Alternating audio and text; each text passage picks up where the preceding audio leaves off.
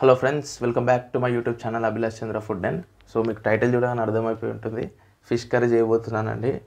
Chitrangi fish, ఇది 2 kgs fish ఇది. So ఇది ఎలా చేయబోతున్నాను అంటే, నేను కంప్లీట్ వింటేజ్ స్టైల్, మొత్తం ఒక 100 years బ్యాక్, 150 years బ్యాక్ వాళ్ళు ఎలా తినేవాళ్ళు సేమ్ అలాగే చేయబోతున్నాను.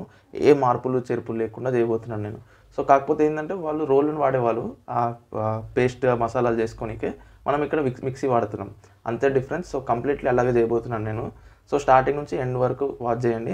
సో మీరు నా ఛానల్ కొత్త అయితే తప్పకుండా సబ్స్క్రైబ్ చేసుకోండి. సో ముందుగా దీనిలోకి ఒక 2 tablespoon అల్లం వేస్తున్నాను నేను.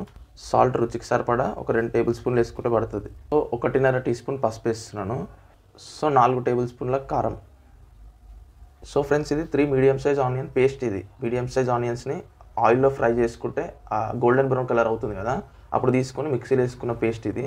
సో ఫిష్ మసాలా ప్రిపరేషన్ కోసం 1 teaspoon జీలకర్ర, 2 tablespoons బియ్యం, ఒక అర చెంచా మెంతులు, 4 tablespoons ధనియాలు, 5-6 లవంగాలు, 4 ఇలాచి, 1 teaspoon మిరియాలు, దాల్చిన చెక్క.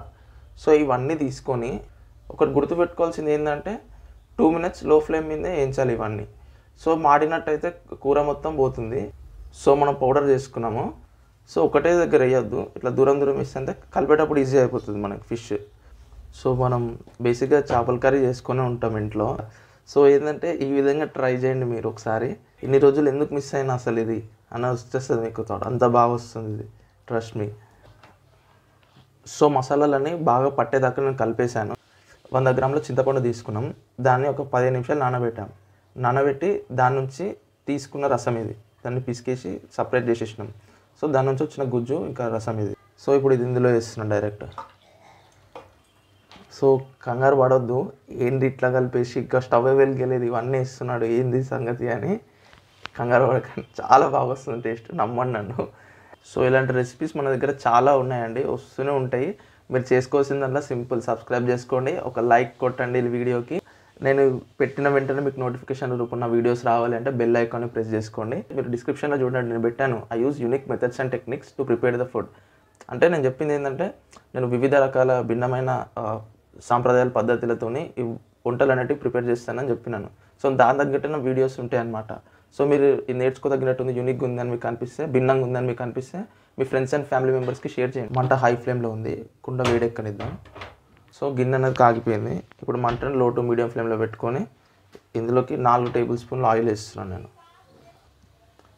సో నూనె కాగిన వెంటనే ఇందులోకి 1 teaspoon జీలకర్ర, ఒక చిటికెడు మెంతులు ఇందులో వేస్తున్నాను. ఫిషెస్ ఇవన్నీ ఉన్నాయి కదా మెటీరియల్, సో ఇదంతా ఇందులోకి వేసేస్తున్నాను నేను. నిదానంగా వేస్తున్నాను, టెన్షన్ ఏం లేదు, నిదానంగా.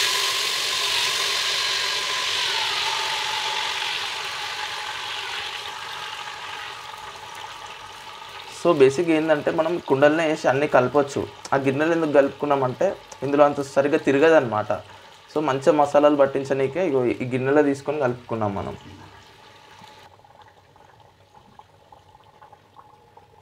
మనకి చేపల చారు అనేది ఈ ముక్క ఉంది చూసారా, ఈ ముక్క మునిగేంత వరకు ఉండాలి.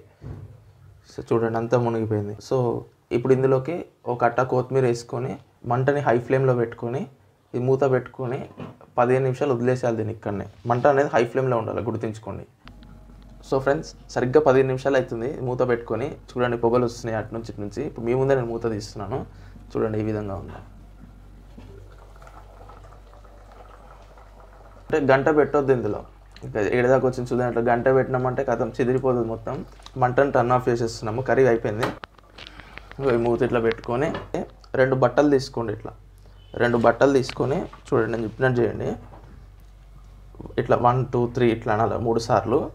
ఇట్లా వెనక్కి ముందుకు అనాలి, రైట్ లెఫ్ట్, రైట్ లెఫ్ట్, వెనక్కి ముందుకి, వెనక్కి ముందుకి, రైట్ లెఫ్ట్, ఇట్లా 3 సార్లు ఇట్లా తిప్పేసి మళ్ళీ ఇట్లా తిప్పేసి ఒక అర్ధ గంట, వీలైతే గంట వదిలేసి తినండి.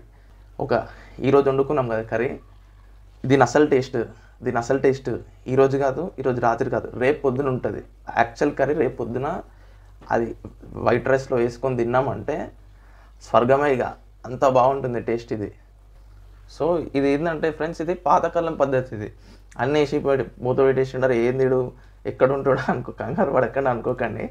ఇలాగే ఉండేవాళ్ళు వాళ్ళకి ఏంటంటే ఆ పని ఉండేది, పని ముఖ్యం, ఇదేముంది అనేసి దబ్బా ఇలా చేసేసేవారు. ఒకవేళ మీరు ట్రై చేసినట్టయితే నాకు కామెంట్లో తెలిపండి, మళ్ళీ నాకు అర్థమవుతుంది ఒకరు ట్రై చేస్తారు వీడియో అని చెప్పి నేను మరింత ఉత్సాహంతో మరొక రెసిపీని ప్రిపేర్ చేయగలను మీకోసం.